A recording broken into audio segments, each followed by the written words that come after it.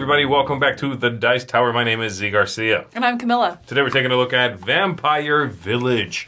This is a card drafting game in which you're going to be setting up your own little village.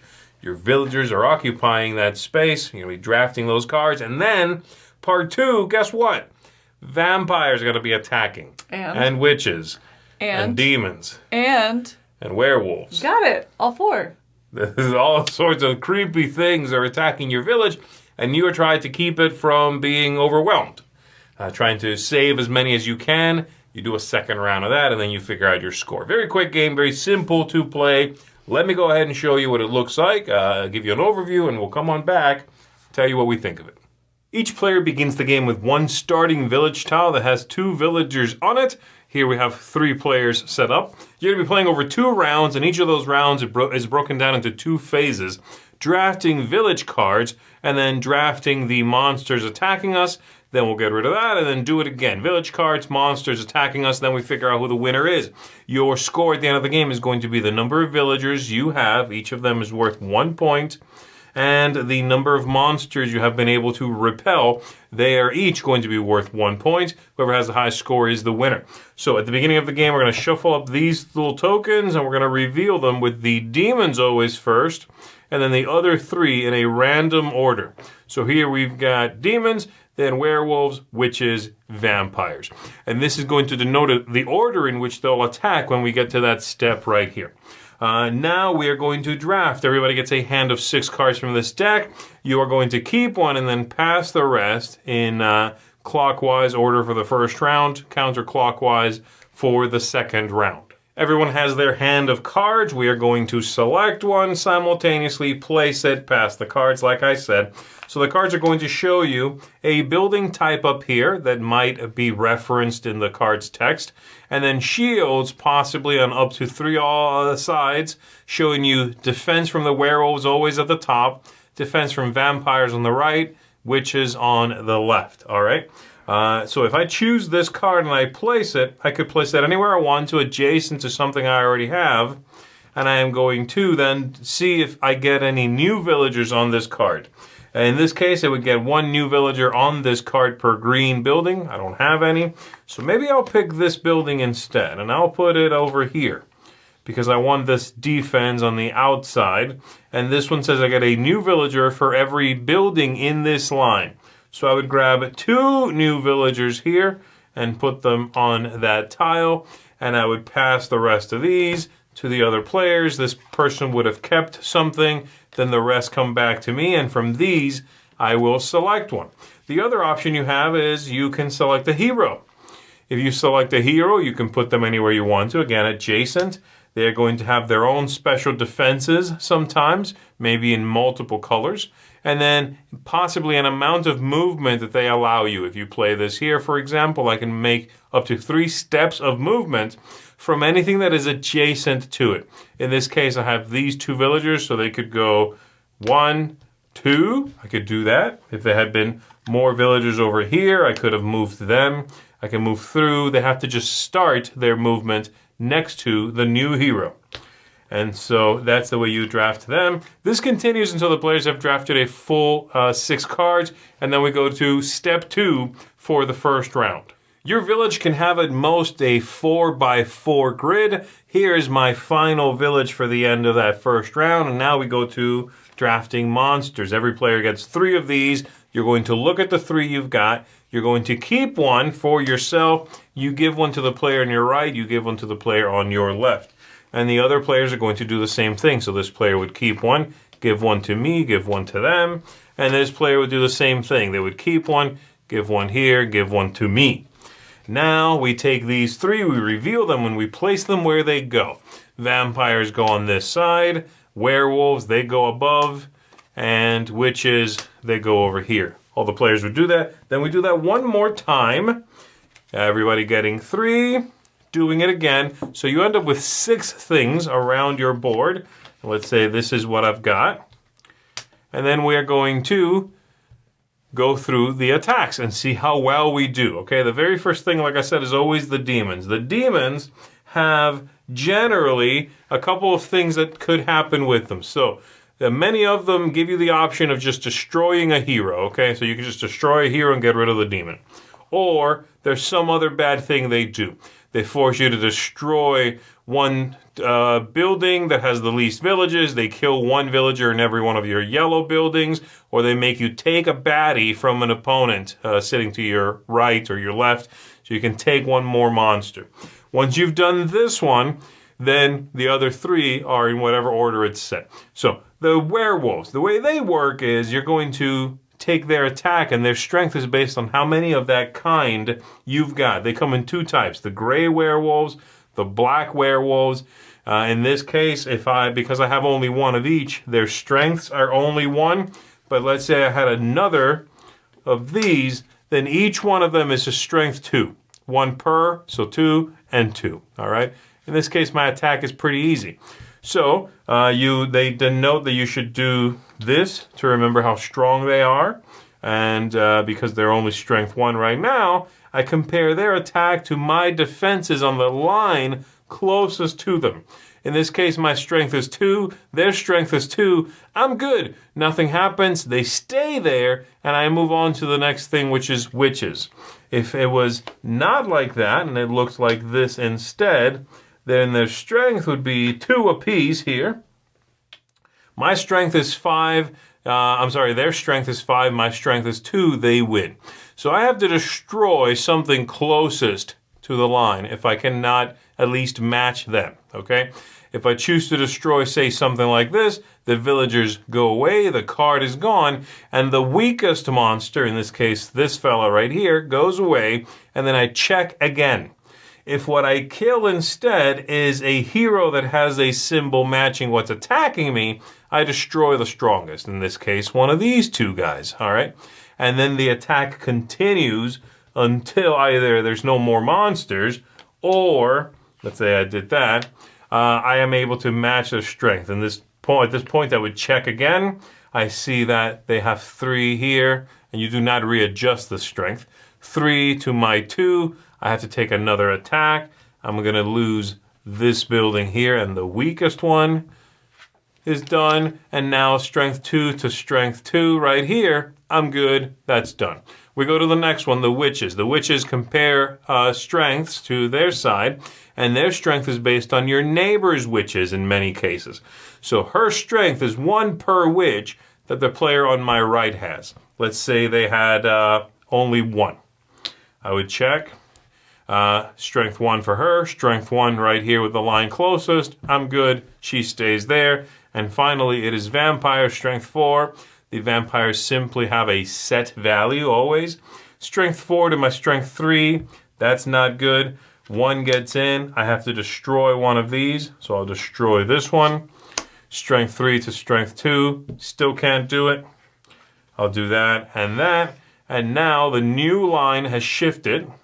These tiles are all gone. Strength 2 to strength 2. I'm good there. That's the end of the first round. Now these strengths can go away. They will be reset for the second round of the game. And we do it again. Drafting now from this deck and taking monsters from this one.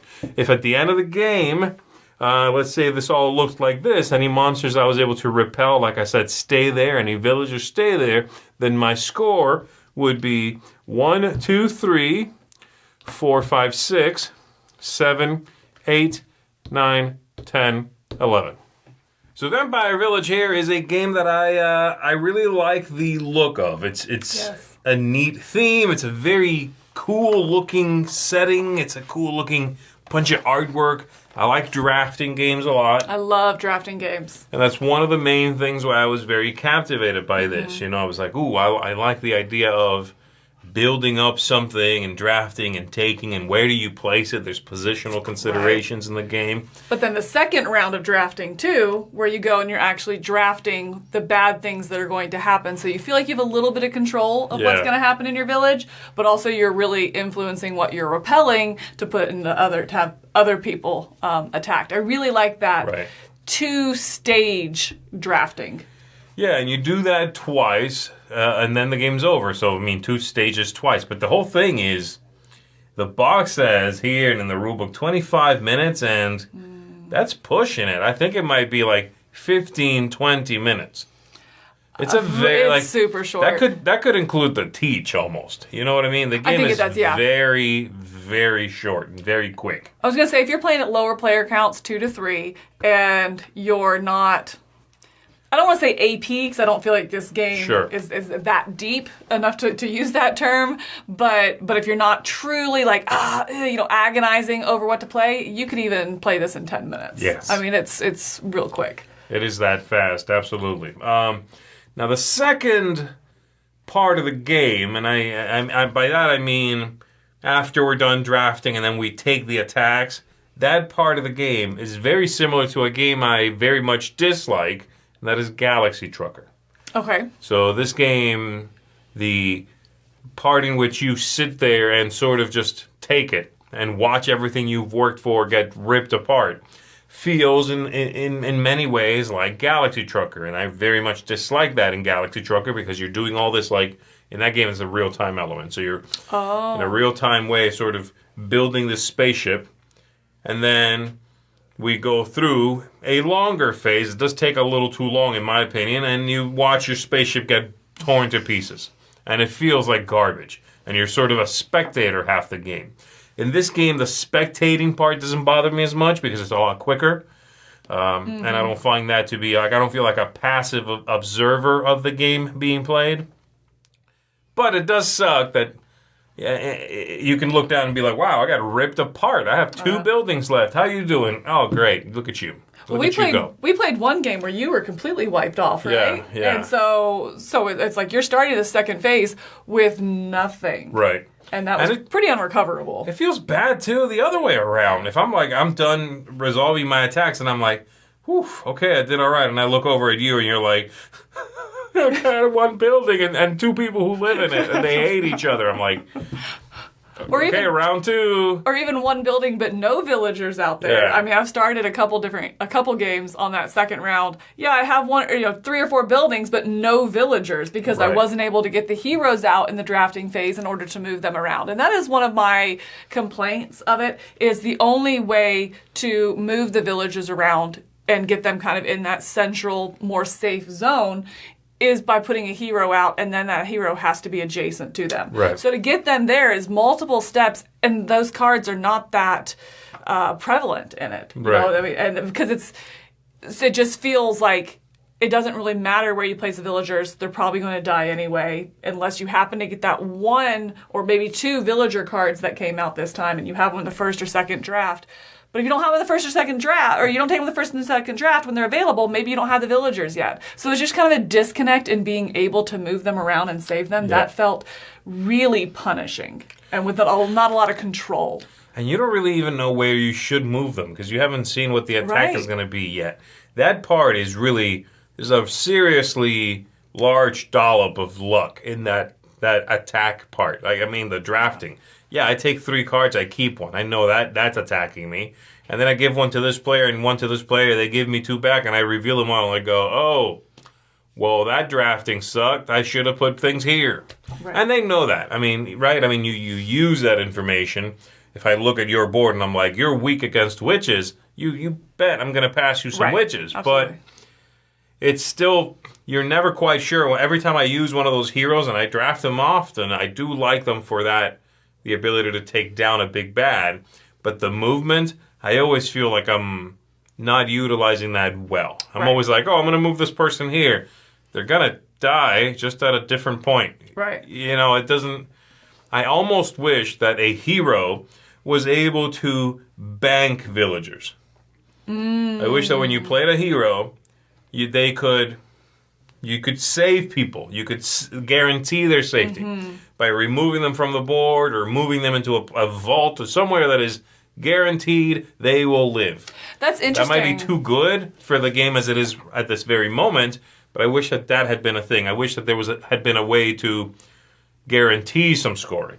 And that would have been interesting as well, because if you do that, that makes the second, when you draft the baddies, there's the demon cards, I believe, that you can either do this negative effect or kill a hero. You know, so that would make that decision a little more interesting as well. It'll give it a little more depth. But on that, I will say that is probably my favorite part of the game is that second drafting phase. The decision, you get 3 cards and you have to keep one for yourself and give the two others, one to the person on your right, one to the person on your left. I really find that interesting that you have to choose what bad thing you're taking. And you're making that decision before you know what other people are taking. There was one game where I was like, okay, I have no witches in my hand, so I'll keep 1 witch per, it was 1 point or 1 damage per witch that you have. Yes. And so I gave you no witches and I kept that one thinking like, oh, maybe it'll be, and then you ended up with like 4 witches. That really is and bad. And like all that, because you had like nothing but witches. I was like, oh, so that ended up being like 12 points or something like that of damage against that side. It was so bad. I inadvertently completely destroyed my own village. Right. I think that was a really interesting decision. But it kind of sucks to watch it backfire, and then you're like, oh, I should have not done that. But you could have known. Right. Because it's luck. My favorite part is probably the fact that you get to see that the attack, the order it's coming from, like top, right, left. You know that at the beginning of the round. And I really like that that's set in place. And then I like the attrition mechanism of those two things. Okay. Where if they do overwhelm that defense, you take off a building, something gets destroyed, and then you remove 1 attacker. Mm-hmm. I like that attrition, that you can sometimes go like, oh, attack, attrition, and we are able to put up a defense. Yeah. And so you might be able to keep like 1 or 2 baddies on that side. And sometimes you don't. They wipe you out, and they eventually all go away and, burn As out. do you. They burn out, right? I like that mechanism. I do enjoy the way that that's handled. It's very clean. It's very simple. It doesn't feel good oftentimes, but it is well done. And I think at the end of the day, that's a little bit of what I find myself continually thinking of this game is, that's fun.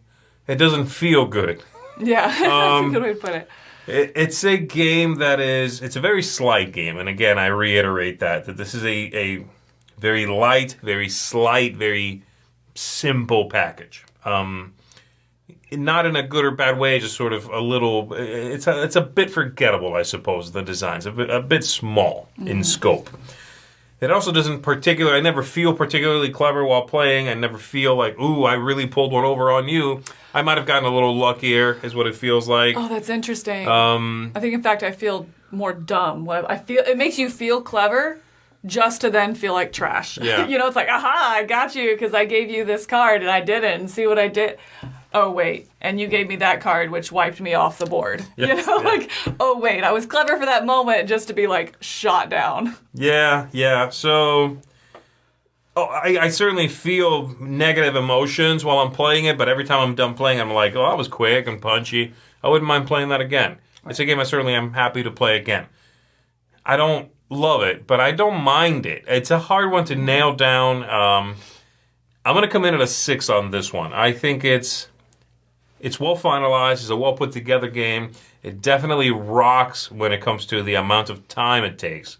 And this absolutely is a game I would suggest if somebody, A, doesn't mind some chaos, some fireworks from the stuff they built. They're like, oh, everybody's dead. If they don't mind that, and they've got 20 minutes, I would recommend this. Yeah. But you got to be okay with that chaos. You got to be okay with that amount of luck. And sometimes I don't want my stuff to get blown up. You know what I mean? Yeah. So, yeah, for me, I like it more than Galaxy Trucker, but it still gives me some of those emotions. So I'm coming down at a 6 on this one. I'm coming in at a 6 as well, and that summarized a lot of my feelings. It's one that I had a hard time rating because it makes me just feel like, I don't know, maybe masochistic, because I'm like, that did not feel good. I didn't really like it. All right, let's try again. Like you said, it's like, but I keep coming back to it and playing it anyway. So I don't think that this is a game for me because I don't like that feeling of my stuff being destroyed. It doesn't feel good. It's not a game of who does the best. It's who does the least worst. Yes. And that's what it feels like, and that just is not something that I tend to enjoy. I do think it has a market, though, if you are somebody that typically likes lighter filler games, 10, 15 minutes or even longer than that. with a lot of take that or something. Like, this is not necessarily take that, but it has that same feel. I will say, I like that feeling. I like that they managed to make it feel like a, haha, I picked on you, Mom, kind of feel. Right. Without actually, like, screw you! Right, let's all gang up on Mom, kind of feeling. It manages to walk that line really well. I think people and kids and whoever that enjoys that kind of, haha, is going to enjoy this. And people that don't will tolerate it. I think, in this one. And I think I would be in the toleration camp. Yeah. And that's why it's a 6 for me. I will tolerate it. If you do like that style of games, then I think that this does have some great artwork. It has enough interesting decisions to pull other people in. I mean, we had very different favorite things about it, and I genuinely liked that about it. And between the time and that second round of draft and kind of that moment of feeling clever, that's what brings it in as 6. But it's just, I don't like feeling bad when I play, so for me it's a 6. Well, there you go, folks. That is Vampire Village, and that's going to do it for us on this one. That is a 6 out of 10 from both of us. Thank you very much for watching and tuning in. My name is Zee Garcia. And I'm Camilla. Watch out for the vampire attacks. And the witches. Burn the witches.